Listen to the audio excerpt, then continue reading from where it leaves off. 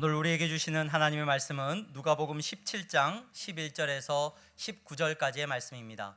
누가복음 17장 11절에서 19절까지의 말씀을 제가 봉독하겠습니다.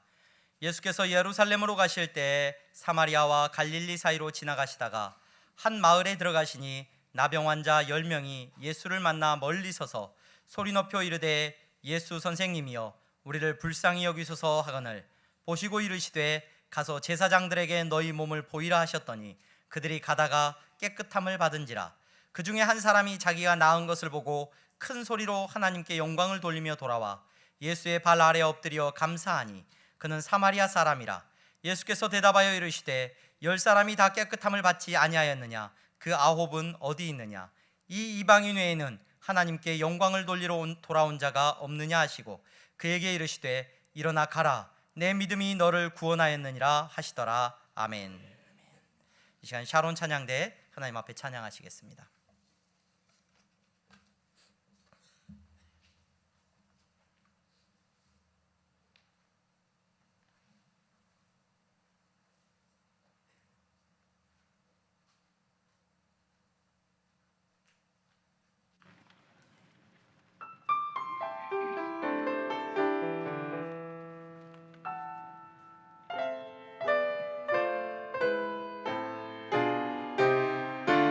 널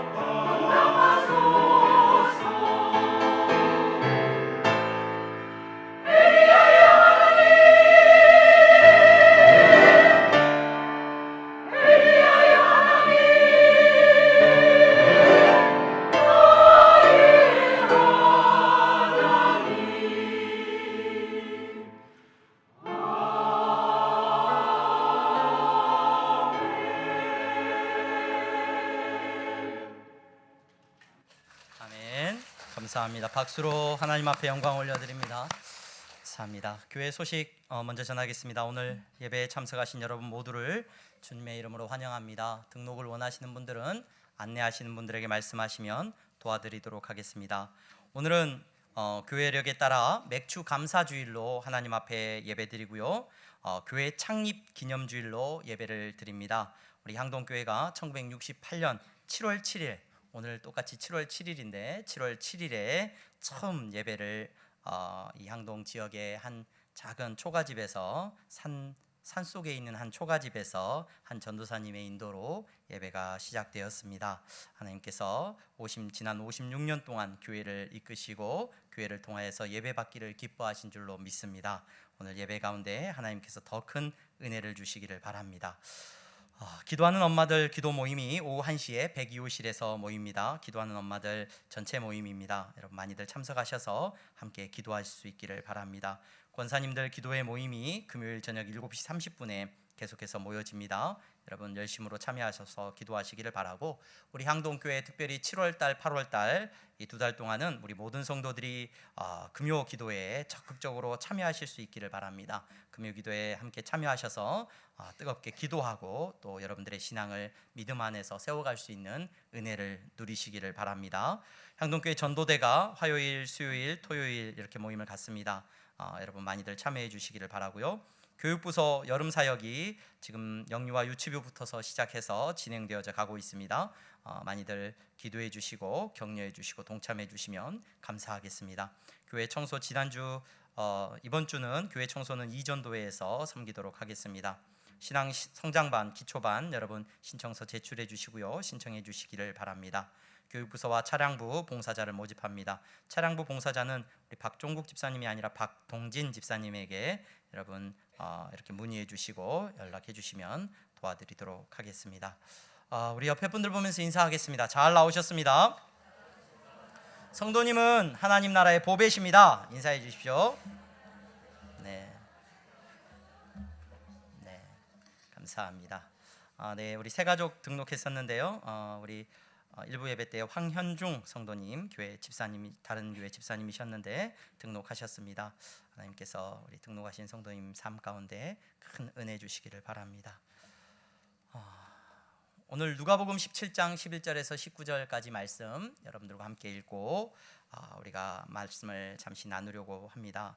오늘은 우리가 맥주 감사주일로 하나님 앞에 예배를 드리고 있는데요. 교회력에 따라서 우리가 7월 첫 주를 맥주 감사주일로 예배를 드립니다. 오늘날 우리가 보리 농사를 지어서 이렇게 하나님 앞에 감사를 드리시는 분들은 아마 우리 향동교회 안에 계시지는 않을 것 같아요. 어떤 분들이 텃밭을 가꿔서 보리를 좀 심으신 분도 제가 알고는 있습니다만은 그것으로 우리가 감사하는 감사의 제목을 가지고 나가는 것은 아니죠. 그럼에도 불구하고 우리 교회는 1년에 2차례 감사절기를 지킵니다. 그래서 7월 첫 주에는 맥주 감사주의를 지키고 또 11월 마지막 주에는 추수 감사주의를 지킵니다. 이 감사절기의 의미가 무엇인가? 한 해를 보내면서 상반기를 우리가 은혜 안에 잘 마무리하면서 하나님 앞에 감사로 예배의 자리로 나아가도록 이렇게 절기를 정하여서 지키는 줄로 압니다. 여러분들의 마음 가운데 하나님께서 주시는 감사가 있기를 간절히 소망합니다. 특별히 더 의미 있는 것은 우리 향동교회 교회 창립 기념주일이 오늘 또 이렇게 함께 드려질 수 있다는 것에 큰 의미가 있고 은혜가 있습니다. 우리 향동교회는 1968년에 말씀드렸던 것처럼 이 향동 지역의 그 당시의 향동 지역의 사진을 보니까 그냥 숲속입니다. 숲속에 어느 한 초가집에서 한 전도사님이 몇몇 성도와 함께 예배를 시작을 했죠. 그러다가 68년 10월 달쯤에 서울에 있는 한 동산교회라는 교회에서 여전도의 식구들이 그 당시의 돈으로 한 48만 원 정도를 68년도니까 48만 원 정도를 헌금을 해서 작은 초가집을 하나 이제 구입을 하게 됩니다. 그리고 그 초가집에서부터 이제 교회가 시작되어서 하나님 앞에 예배를 드려왔습니다. 그리고 향동지구가 개발되어서 지금 이렇게 여러분들과 함께 예배드리고 있습니다. 이 예배 가운데 변함없이 하나님께서 여러분들의 예배를 기뻐하시고 오늘 예배 가운데 임재하시는 줄로 믿습니다. 오늘 이 시간 예배 가운데 우리 안에 감사가 있기를 소망합니다. 특별히 오늘 우리가 읽은 이 본문의 말씀을 통하여서 우리의 감사를, 상반기를 보내면서 우리가 하나님 앞에서 감사하는 사람으로 살아가고 있는 우리의 모습을 다시 한번 살펴볼 수 있는 은혜가 있기를 바라는데, 여러분 사실 이스라엘 백성들은 삶의 태도가 늘 감사여야만 했습니다. 무슨 말입니까? 하나님께서 이스라엘 백성들을 택하셔서 애굽 땅에서 탈출시키셨어요. 홍해를 건너게 하시고 도저히 있을 수 없는 일들을, 기적들을 그들에게 베푸셔서 가나안 땅에 그들로 하여금 살도록 허락하셨습니다. 그 가나안 땅에 정착하여 살아가는 그들의 삶은 늘 감사하는 삶이어야 했어요. 율법이나 하나님께서 그들에게 주셨던 계명이나 또는 그들이 지켜야 했던 절기나 모든 절기와 율법의 핵심에는 항상 감사가 있는 거예요. 하나님께서 자기들에게 행하신 일들을 기억하면서 감사하지 않을 수가 없죠. 늘 감사해야만 했습니다. 그들은 하나님께서 자신들을 지켜주셨고 여기까지 인도해 주셨노라고 고백하면서 감사해야 했습니다. 그런데 이 감사를 그들이 잃어버렸습니다. 아니, 잃어버린 것이 아니라 감사를 잘못했습니다. 어떤 모습이 그들에게 나타납니까? 마땅히 여호와 하나님께 드려야 하는 감사가 이제 그들의 모습 속에서 자기들의 유익과 자기들의 쾌락과 자기들의 욕심을 따라서 거짓된 신에게 드려지게 되고, 그 감사가 잘못된 방향으로 하나님 앞에 고백되어진 것을 우리는 이스라엘 역사를 통해서 잘 알 수 있습니다. 그 결과 하나님께서 그들의 인생에서 감사의 제목들을 다 없애버리셨습니다. 나라가 없어지게 됩니다. 뿐만 아닙니다. 그들은 고통당하게 됩니다. 모든 것들을 잃어버리게 되었습니다. 그들의 삶에 감사할 수 없음이 가득하게 됩니다. 여러분, 오늘 저와 여러분들이 10명의 나병 환자들을 만나게 됩니다. 이 10명의 나병 환자들은 그러한 이스라엘, 감사를 잃어버린 이스라엘 백성들보다도 더 크게 그들은 감사할 수 없는 사람들이죠. 이스라엘 백성들이 하나님께 대한 감사를 잃어버렸을 뿐만 아니라 이 10명의 사람들은 특별히 모든 삶에서의 감사를 빼앗겨버린 사람들입니다. 왜 그들은 감사할 수 없습니까? 이 나병이라고 하는, 이 한센병이라고 이렇게 우리가 불리워지는 이 병은, 이 질병은 그들에게서 가장 먼저 감사의 기본이 되는 부모에 대한 감사를 빼앗아 가버려요. 무슨 말입니까? 우리가 사람을 만나고 우리가 감사를 누구로부터 가장 먼저 배웁니까? 부모님을 통해서 감사를 배우죠. 우리를 낳아주시고 아무 대가 없이 우리를 키워주신 그 부모님을 통하여서 우리는 감사를 배우게 됩니다. 부모님에게 감사하게 되죠. 그런데 이 나병이라는 병에 걸리게 되면 가장 먼저 누구로부터 버림을 받게 되냐면 부모로부터 버림을 받게 됩니다. 부정한 병이게 되고 전염성을 가졌는지 오늘날에는 가지지 않았다는 것이 이제 밝혀져서 그렇지 않습니다만은, 예전에는 전염성을 가졌다라고 생각을 여겼고 부정한 병이기 때문에 이 병에 걸리게 되면 가족 식구들로부터서, 부모로부터서 가장 먼저 버림받게 됩니다. 그래서 이들은 부모에게 감사할 수가 없습니다. 부모에게 그들은 근심이 되어버렸고 그들에게 있어서 부모는 자신들을 버린 사람들이 되고 맙니다. 감사할 수가 없습니다. 그들은 또 주변 이웃에 대해서 감사할 수가 없습니다. 주변의 사람들이 자기에게 찾아오면 여러분, 이 사람들은 늘 입술을 벌려서 말해야 합니다. 나는 부정한 사람입니다. 나는 부정한 사람입니다. 누군가가 나에게 가까이 다가오려고 하면 큰 소리로 말해야 됩니다. 나는 부정한 사람입니다. 왜냐하면 그 사람이 모르고 나에게 가까이 와서 그 사람이 부정하게 되면은 여러분, 그 사람이 돌을 들어서 나를 죽여도 나는 할 말이 없어요. 그래서 어떤 사람이든지 이웃이 다가오면 늘 말을 해야 됩니다. 나는 부정한 사람입니다. 그래서 이 사람들은 이웃에 대한 감사도 누릴 수 없는 사람이에요. 저주받은 사람이에요. 여러분, 그것뿐만 아니라 오늘 그들은, 이스라엘 민족은 하나님 나라의 백성이었는데 하나님께서 택하신 백성이었는데, 그래, 세상의 사람들은 다 나를 버려도 하나님은 나를 사랑하시지 라는 믿음으로 살아갈 수 있는 사람들인데, 여러분, 이 사람들은 하나님에게조차 감사할 수가 없어요. 하나님에게조차 감사할 자격조차 없는 사람들이에요. 왜냐? 구약의 율법이 그들을 무엇이라고 규정하냐면 그들은 저주받은 사람들이에요. 하나님으로부터 버림받은 사람들이고, 그들은 하나님의 심판을 받은 사람들이에요. 그래, 하나님 앞에 감사할 자격조차 없는 사람들이에요. 이 사람들은 누구에게도 감사를 고백할 수 없는 사람들입니다. 특별히 오늘 우리가 읽은 본문에는 매우 특출난 한 사람이 더 등장을 하는데, 사마리아 사람이에요. 사마리아 사람. 이 사마리아 사람이라고 하는 사람은 다른 유대인들과 달리 그는 더 감사할 게 없는 사람이에요.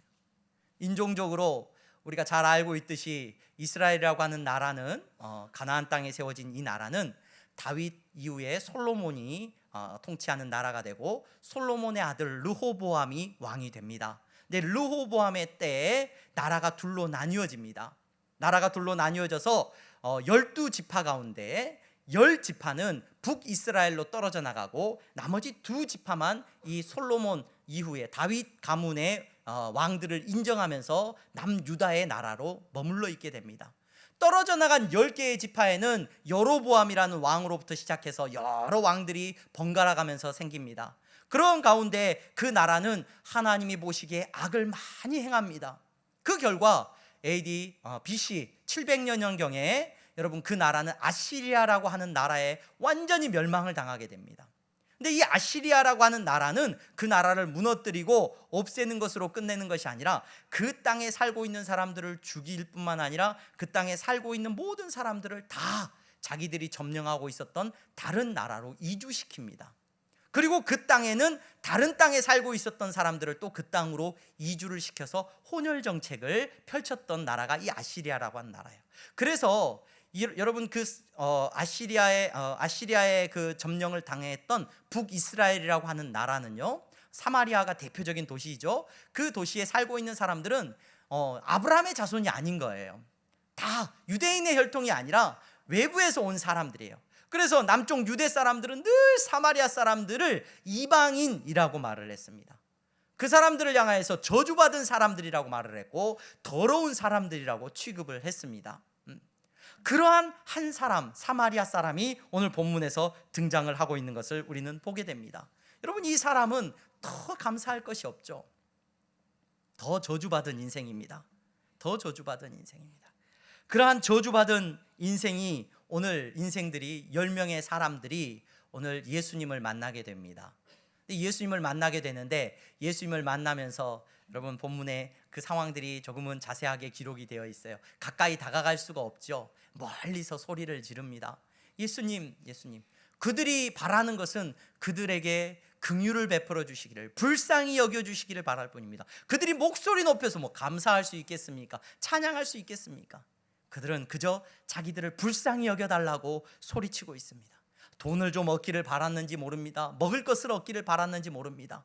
예수님을 향하여서, 예수 선생님, 그들이 예수라는 분이 지나가는데 그 사람을 통해서 무언가 얻을 것이 있다면 자신들을 좀 도와달라고, 지금 긍휼을 베풀어 달라고 소리치고 있는 모습을 우리는 보게 됩니다.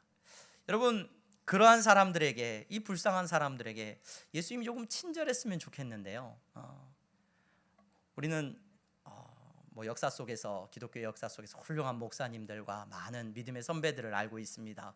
그분들은 이 한센병에, 나병에 걸린 많은 사람들을 찾아가서 어루만져주고 그들의 고름을 짜주고 그들과 함께 생활하면서 그들을 위로하고 치료하는 일에 자신들의 삶을 바쳤습니다. 제가 아는 어떤 선교사님은 중국의 나완자촌으로 선교를 가셔서 그곳에서 한센병에 걸린 정말로 비참한 삶을 살아가고 있는 그들과 함께 생활하시는 선교사님에 대한 이야기도 제가 들을 수 있었는데, 우리 예수님이 이 사람들을 찾아가셔가지고 그들이 도와달라고 외치니까 찾아가셔서 그들을 위로해 주시고 어루만져 주시면서 좀 낫게 해주시고 치료해 주셨으면 참 좋았겠는데, 우리 예수님은 어떤 친절도 베풀고 계시지 않는 것 같아요. 오히려 그들을 쫓아내는 것 같은 말씀을 하고 계셔요. 나한테 오지 말고, 물론 오지 말라는 말씀은 없습니다. 그 자리에 두시고 예수님이 뭐라고 말씀하셔요? 그냥 너희들의 몸을 가서 제사장들에게 보여라 라고 말씀만 하십니다. 여러분, 혹시 교회에 나와서 예수 그리스도에 대한 복음을 듣고 여러분 신앙생활하면서 우리는 다 친절히 대함을 받고 싶습니다. 그렇죠? 내가 어떤 모습이든지 간에 여러분 주변의 사람들이 나를 친절히 대해 주기를 원합니다. 나를 칭찬해 주기를 원하고요, 나를 잘한다고 격려해 주기를 원합니다. 여러분 교회에 나와서 우리는 다 그런 이야기를 듣고 싶죠. 그래서 좋은 목사는 여러분들을 열심히 잘 칭찬해야 되겠죠. 그렇죠? 많은 성도님들 열심히 칭찬해야 됩니다. 그런데 복음은요, 여러분, 복음은 여러분들에게 친절하지가 않아요. 복음은 여러분들을 잘한다 잘한다 말해주지 않습니다. 복음은 여러분들에게 말해줍니다. 무엇을 말해줍니까? 여러분들의 죄인됨을 말해주고 있습니다. 교회는 와서 내가 사랑받고 친절히 대함을 받고 정말로 격려받고 힘을 얻어서 가는 곳이지, 네, 참 좋죠. 그런 부분이 필요하죠. 하지만 복음의 본질은 여러분들을 나무라고 책망하고 어쩌면 여러분들의 죄인됨을 드러내는 것이 복음의 본질일 수 있습니다. 여러분, 이 자리에, 예배 자리에 나오신 여러분, 성령님께서 여러분들에게 말씀하여 주시는 은혜가 있기를 소망합니다. 우린 싫은 소리 듣기 싫어요. 내가 죄인이라는 소리 누가 듣고 싶어 합니까?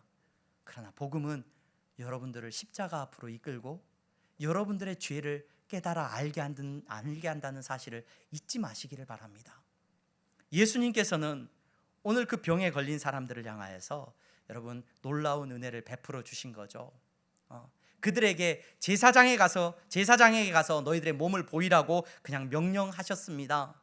그리고 그들은 그 말씀을 듣고 예수님에게서 떠나서 이제 그들의 몸을 제사장에게 보이러 가고 있습니다. 그런데 그 일 가운데, 그 가는 길 가운데 오늘 우리가 읽은 본문에 보니까 기적이 나타났어요. 그들의 몸이 나음을 입게 된 거예요. 여러분, 예수님의 말씀을 듣고 나의 죄됨을 깨닫게 되면 하나님께서 여러분들의 삶에 기적을 베푸시는 것을 경험하게 될 줄로 믿습니다. 여러분, 친절히 베풀어 주는 곳에 기적이 나타나는 것이 아니라 여러분 모든 기적과 모든 능력은 여러분 내가 무릎 꿇고 죄인됨을 깨닫는 순간에 하나님께서 깨닫게 하셔요. 베풀어 주셔요. 오늘 예배 자리에 나오신 여러분, 목사로서 여러분들에게 바라는 것은 성령님께서 여러분들의 마음을 주장하여 주시기를 간절히 소망합니다. 성령님께서 여러분들의 죄됨을 깨닫게 하시고 그 죄를 고백하게 하시고 그 죄로부터 자유함을 얻게 하시는 놀라운 은혜를 이 자리에 오신 모든 분들이 누리게 되기를 간절히 소망합니다. 여러분, 예수님의 말씀을 듣고 오늘 이 10명의 사람들이 가다가 기적을 경험합니다. 놀라운 일이 일어났습니다. 그런데 그 나머지 사람들은 아마도 제사장에게 몸을 보이고 이제 나음을 입고 율법에 대한 어떤 확신을 딱 얻고 난 다음에 그들은 이제 각자의 집으로 돌아갔는지, 아니 그러고 나서 예수님에게 돌아오려고 했는지 모르죠. 그런데 그 중에 한 사마리아인이 가던 길에 자신의 몸이 건강해진 것을 깨닫고 깨끗해진 것을 깨닫고 돌아옵니다. 돌아와서는 예수님 앞에 엎드려서 하나님을 찬양하고 예수님께 감사의 고백을 하고 있는 것을 오늘 우리가 읽은 본문에서 우리는 볼 수가 있었습니다. 여러분, 이 사건을 바라보면서 저와 여러분들이 오늘 우리가 상반기를 보내고 맥주 감사주의를 보내는 우리의 감사를 다시 한번 생각해 볼 수 있기를 소망합니다. 이 사람의 감사가 뭐냐? 이 사람은 기적을 경험했어요. 그래서 이 사람만 경험을 한 것이 아니라 10명의 모든 환자들이 기적을 경험했어요. 그런데 이 사람에게만 이 기적이 뭐가 돼요? 표적이 됩니다. 표적이. 무슨 말입니까? 성경에는 여러분 우리가 잘 알고 있듯이 마태복음부터서 나타나는 여러 기적들이 있죠. 오병이어의 기적들도 있고 죽은 사람이 살아나는 기적도 있고 성경에 말할 수 없는 기적들이 있어요. 그래서 여러분 성경의 영어 성경책을 여러분들이 보신다고 한다면 미라클, 기적이라는 단어가 많이 나올 것 같죠. 근데 안 나와요. 기적이라는 미라클이라는 단어가 거의 없어요. 한두 번 나올까 말까예요. 왜 안 나오느냐? 성경은 예수님이 행하신 이 놀라운 기적들을 기적이라고 말하지 않아요. 뭐라고 말을 해요? 표적이라고 말을 해요. 사인이에요. 사인. 예수님이 보여주신 건 표적이에요. 오늘 이 10명의 환자들이 나음을 입게 되었는데, 이 나음을 입게 된 사건은 그냥 9명의 사람에게는 기적이었어요. 와, 내가 기적 같은 일을 경험했다, 내가 기적처럼 살게 되었다. 그런데 이 한 명의 사마리아인에게는 이것이 기적이 아니라 사인이었어요. 표적이었어요. 그는 가는 길에 돌아왔습니다. 돌아와서 예수님 앞에 엎드렸습니다. 왜냐? 자기에게 일어난 이 놀라운 사건을 바라보면서 이것은 기적이 아니라 예수 그리스도 당신이 바로 하나님의 아들 되심과 당신이 나를 구원할 수 있는 구원자 되심을 알게 하는 표적이었다는 거예요. 그래서 그분 앞에 와서 엎드려서 하나님을 찬양하고 예수님께 감사하고 있는 거예요. 여러분, 그래서 예수님이 놀라운 말씀을 하십니다. 이 사람을 바라보면서 뭐라고 말씀하십니까? 그에게 이르시되 일어나 가라, 내 믿음이 너를 구원하였느니라. 네가 감사를 잘했기 때문에 너를 구원해 준다가 아니라, 그가 돌아와서 감사한 것은 무엇 때문에 감사한 거예요? 그 기적을 보고 그 안에 믿음이 있었어요. 믿음이. 예수님이 나를 낫게 하셨구나, 예수님 당신이 나의 구원자이십니다 라는 이 믿음의 고백이 오늘 감사로 드러난 겁니다. 오늘 예배 자리에 나오신 여러분, 상반기를 보내면서 여러분들의 삶에 다양한 일들이 있었을 겁니다. 어떤 분들은 좋은 일이 많이 있었을 것이고, 또 어떤 분들은 원치 않았던 아픈 일들도 있었을 줄로 압니다. 속상한 일들도 있었을 줄로 압니다. 그럼에도 불구하고 이 자리에 나와서 우리가 함께 예배하고 있습니다. 감사의 예배를 드리고 있습니다. 무엇으로 감사하고 계십니까?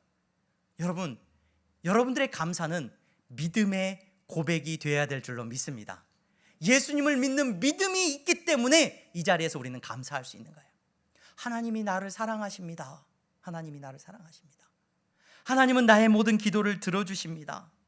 하나님께서는 나를 하나님의 백성 삼아 주셨습니다. 하나님이 나를 지켜주셨습니다. 여러분, 무엇을 근거해서요? 내가 상반기 동안에 돈도 많이 못 벌었고, 돈을 잃어버렸고, 건강도 잃어버렸고, 슬픈 일도 많고, 속상한 일도 많아서 하나님은 나를 사랑하지 않는 것 같은데, 여러분, 이 자리에 하나님 앞에 감사하면서 나아갈 수 있는 이유가 뭐라고요? 여러분들 안에 예수 그리스도 그분께서 여러분들을 위하여 죽어주셨고, 나는 그 믿는 믿음을 가지고 이 자리에 감사함으로 서게 된다는 것을 기억하실 수 있기를 바랍니다. 사실 바울이 계속해서 성도들에게 권면하는 내용이 나와요. 우리가 로마서 말씀을 지난주까지도 읽었고 또 앞으로도 계속해서 살펴보게 될 것인데, 로마서의 말씀에 보면은 바울이 권면하는 내용들이 자주 나오죠. 이렇게 살아야 됩니다, 이런 일을 행하십시오, 권면해요. 근데 이 권면들의 대부분이 이 권면들은 다 바울이 왜 그와 같은 권면을 하고 있고 왜 그렇게 하려고 명령하고 있냐? 여러분들 안에 믿음이 있기 때문이라는 거예요. 우리 잘 알고 있는 바울의 유명한 권면이 있어요. 이건 모르시는 분은 없을 거예요. 항상 뭐하라? 기뻐하라. 항상 기뻐하라. 쉬지 말고 기도하라. 범사에 감사하라. 이거 다 왜인 줄 아세요, 여러분? 왜 항상 기뻐해요? 왜 항상 기뻐해요? 슬픈 일이 있어도 내가 기뻐해야지 그래야 복을 받지. 그게 아니라 내 안에 예수 그리스도를 믿는 믿음이 있기 때문에 항상 기뻐하는 거예요. 여러분, 범사에 기도하라. 내가 예수 그리스도를 믿는 믿음이 있기 때문에 기도하는 거예요. 여러분, 범사에 감사하라. 여러분, 어떻게 감사해요? 내 안에 예수 그리스도를 믿는 믿음이 바로 감사로 드러난다는 것을 기억하시기를 바랍니다. 여러분, 우리 오늘 향동교회 성도 여러분, 예배의 자리에 나오신 여러분, 여러분들의 삶에 하나님 앞에 올려드리는 감사가 있기를 소망합니다. 한 해 동안 지금까지 여러분 수고 많으셨습니다. 여러분들의 삶의 희노애락 가운데 여러분 믿음 안에서 지금까지 살아오셨기에 여러분들은 오늘 이 자리에서 하나님 앞에 감사하는 사람들인 줄로 믿습니다. 그 감사의 고백을 하나님께서 받으시는 줄로 믿습니다. 감사하는 여러분들이 무엇을 말하고 있느냐? 나는 예수님을 믿는 사람입니다 라는 걸 여러분 말해주고 있는 거예요. 저 사람이 구원받은 사람인가? 네, 그 사람의 입술의 열매를 보십시오. 그 사람의 입술을. 어떤 목사님이 하신 설교를 잠깐 들었는데, 여러분 구원받았는가? 여러분 이것만 확인하면 됩니다. 이것만 설교를 하시더라고요. 유명하신 목사님께서 성령 받았는가? 이것만 확인하면 됩니다. 그 입술의 비판과 원망이 사라졌는가? 그것만 확인해 보시면 됩니다. 늘 입만 열면 비판하고 원망하고 감사하지 못하는 사람은 안타깝지만 여러분 구원과는 거리가 먼 사람입니다. 하나님의 사랑과는 거리가 먼 사람입니다. 은혜를 알면, 이스라엘 백성들에게 베풀어 주신 사랑과 은혜를 알았기에 그들은 늘 감사하면서 살아야 했습니다. 오늘 저와 여러분들은 예배의 자리에 나왔습니다. 하나님께서 예수 그리스도로 말미암아 우리에게 은혜를 베풀어 주셨고 사랑을 베풀어 주셨기 때문에 이 자리에, 예배의 자리에 나온 줄로 믿습니다. 여러분들의 입술의 고백은 마땅히 감사가 되어야 될 줄로 믿습니다. 오늘 감사의 예배 자리에 나오신 여러분, 특별히 저는 우리가 읽은 이 본문의 내용을 통하여서 예수님께서 이 감사하는 사람을 통하여서 정말로 놀라운 일을 하나 하고 계시는데, 감사하는 사람들에게 일어나는 아주 중요한 특징이 오늘 하나 본문 가운데 나타나고 있는데, 그 특징만 여러분들과 잠깐 말씀을 나누고 오늘 말씀을 마치려고 합니다. 여러분, 이 사람은 사마리아 사람이었어요. 사마리아 사람, 본문에 기록된 대로 사마리아 사람이었는데, 사마리아 사람이 예수님 앞에 나왔을 때 예수님이 그렇게 말씀하시죠. 이 이방인 외에는 하나님께 영광을 올려드린 사람이 없느냐라고 하나님께서 반문하셔요. 그리고 예수님께서 질문하시고 다시 뭐라고 말씀하셔요? 이 이방인에게 너에게 구원이 임했다라고 말을 해주십니다. 오늘 예배 자리에 나오신 여러분, 하나님께서 여러분들이 감사하는 사람이 되게 하셨다면 여러분들의 삶에서 한 단어가 지워지게 됩니다. 어떤 단어가 지워지느냐? 이방인이라는 단어가 지워지게 된다는 것을 기억하시기 바랍니다. 여러분들이 구원과 상관없는 이방인이었어요. 여러분들은 구원받기에 전혀 부적합한 사람들이었어요. 그런데 하나님께서 예수 그리스도로 말미암아 그 단어를 지워버리셨어요. 사마리아인이 구원에 들어오도록 그 사마리아인이라는 이름을 지워버리시는 것이 오늘 예수님께서 오늘 하신 이 말씀이에요. 그래서 이후에 복음이 증거될 때는 모든 이방인들을 향하여서 복음이 증거가 되고 열방을 향하여서 복음이 증거가 된다는 것을 우리는 잘 알고 있습니다. 오늘 이 자리에 나오신 여러분, 여러분들이 예수 그리스도로 말미암아 감사가 회복되어지고 하나님 앞에 감사하는 사람입니까? 그렇다면 여러분들의 삶에서 이방인이란 단어가 지워졌어야 돼요. 이방인이란 단어가 지워진다는 게 뭘 말하느냐? 향동에 여러분 교회가 세워졌어요. 1968년도에 교회가 세워졌어요. 그 교회를 바라보면서 여러분, 서울의 한 동산교회라고 하는 교회, 그분들은 이곳을 어떻게 하라는지 저는 소식을 알지는 못해요. 어떻게 알고 이곳에 헌금을 했는지 몰라요. 그 성도들이, 여전도의 식구들이 모여가지고 헌금을 해서 48만 원을 모아가지고 이곳에 예배당을 지었어요. 그들에게 있어서 향동 지역은 이방인이에요. 못 사는 동네예요. 아무 상관이 없는 동네예요. 그런데 이곳에 그들은 헌신하고 사랑을 베풀기로 작정하고 헌금했습니다. 주중에 한 목사님이 저를 찾아왔습니다.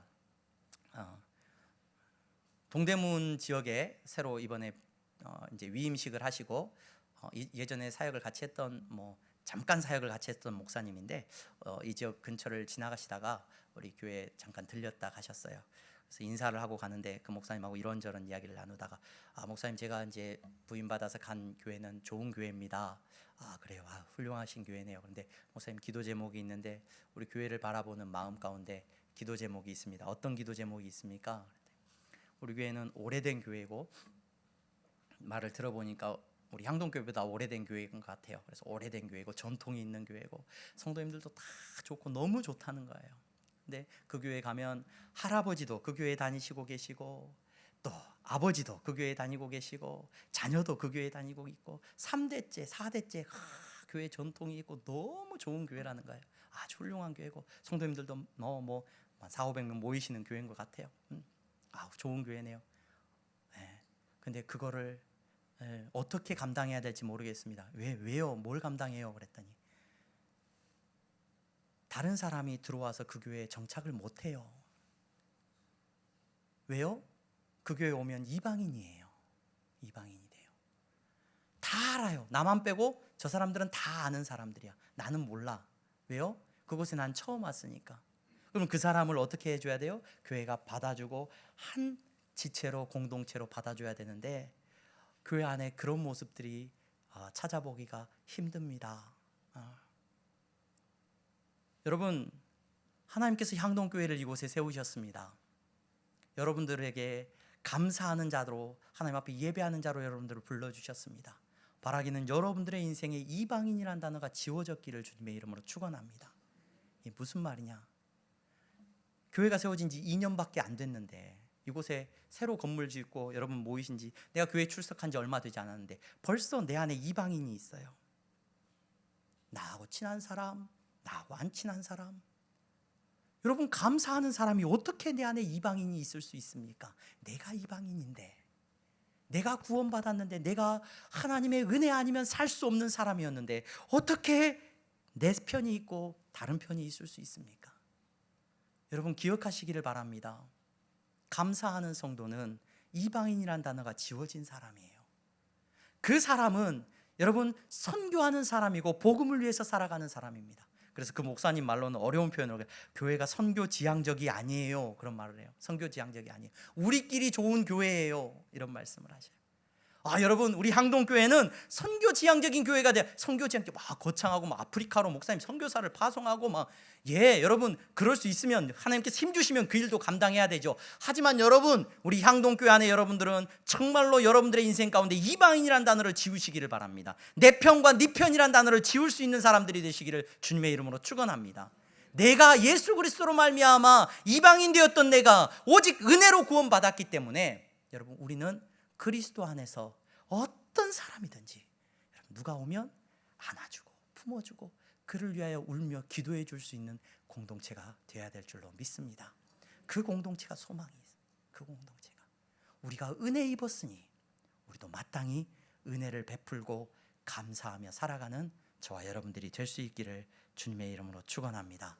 향동교회를 56년 동안 지켜주시고 56년 동안 이 향동교회를 통하여서 드리는 예배를 기뻐 받으신 하나님께서 여러분, 오늘 또 예배를 기뻐 받으시고 바라기는 우리 향동교회를 통하여서 감사가 흘러가게 하시고 모든 이방인 된 자들이 교회를 통하여서 그리스도 안에서 세움을 입고 나음을 입고 사랑을 입는 놀라운 역사가 일어나기를 주님의 이름으로 축원합니다. 기도하겠습니다. 거룩하신 하나님, 감사합니다.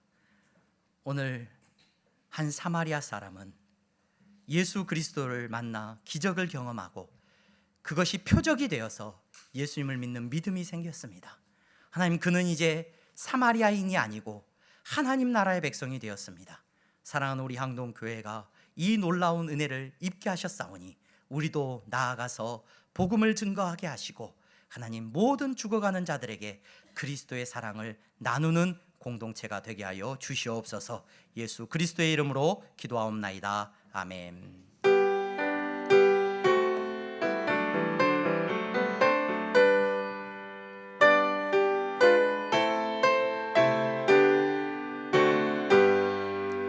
나의 생명 드리니 주여 받아 주셔서 세상 살아갈 동안 찬송하게 하소서. 나의 보화 드리니 주여 받아 주셔서 하늘나라 위하여 주 뜻대로 쓰소서. 아멘. 하나님, 감사합니다. 사랑하는 성도들이 이 시간 하나님 앞에 감사의 예배를 드렸습니다. 하나님, 물질을 구별하여 드렸습니다. 정직한 11조를 드리고 감사의 물질을 하나님 앞에 드렸는데, 하나님, 이 물질을 드린 것이 저들의 믿음의 고백이 되게 하시니 감사합니다. 내 삶의 주인 되시는 예수 그리스도를 믿는 믿음 안에서 하나님, 저들이 물질을 구별하여 드렸사오니 하나님이 기뻐 받으시고 하나님, 저들을 붙잡아 주셔서 저들이 어디로 가든지 하나님 나라의 거룩한 백성임이 나타나게 하여 주시기를 원합니다. 저들이 가는 곳마다 원망이 그쳐지게 하시고 불평이 끝이 나게 하시고 저들이 가는 곳마다 감사가 회복되어지는 역사가 나타나게 하여 주시옵소서. 아버지 하나님, 선교의 예물을 드립니다. 장학헌금을 드립니다. 건축헌금을 드렸습니다. 아버지 하나님께서 주신 그 은혜 안에서 땅끝까지 그리스도의 복음을 증거하는 자가 되기를 원하며 드리는 예물이오니 주님이 기뻐 받으시고 저들의 삶 가운데 복음의 능력이 날마다 경험되어지게 하여 주시옵소서. 아버지 하나님, 물질 때문에 어려워하며 울며 주님 앞에 나오는 성도 있습니까? 주님 앞에 드리고 싶으나 드릴 것이 없어서 절망 가운데 나온 성도들이 있습니까? 아버지 하나님, 더 큰 위로를 베풀어 주시옵시고 저들의 삶에 일용할 양식을 주시고 강건함을 주셔서 하나님, 이 땅에서 살아가는 날 동안 정말로 물질 때문에 시험 들지 않고 물질 때문에 낙심하지 않도록 주여 저들을 지켜주시옵소서. 가정들마다 주님께서 생업을 지켜주시기를 바라며 예수 그리스도의 이름으로 축복하며 기도하옵나이다. 아멘. 우리 다 함께 일어나서 찬양하겠습니다.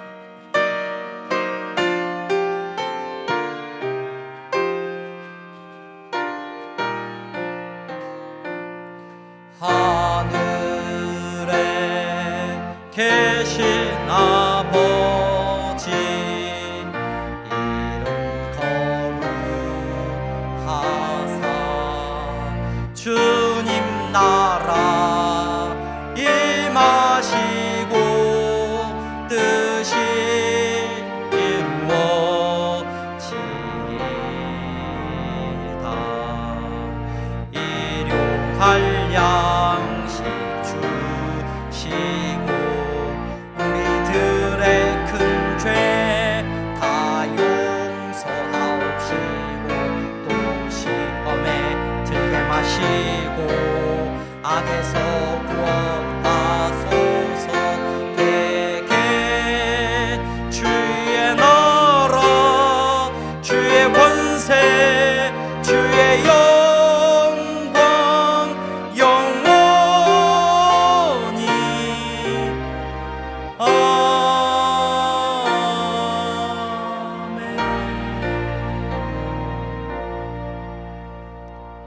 주 예수 그리스도의 은혜와 하나님 아버지의 사랑하심과 성령의 교통 충만하심이 예수 그리스도를 믿는 믿음 안에서 감사하는 성도들의 머리 위에 이제부터 영원토록 함께 있을지어다. 아멘.